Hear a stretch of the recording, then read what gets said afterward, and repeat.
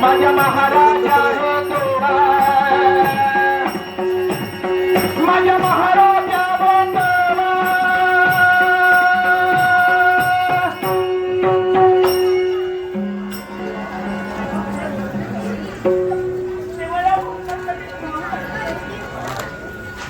भक्तांच्या हाकेला थांबला नाही तर मी झालोय माझ्या भक्ताचा धावा ऐकून माझ्या भक्तासाठी मी धावून आलोय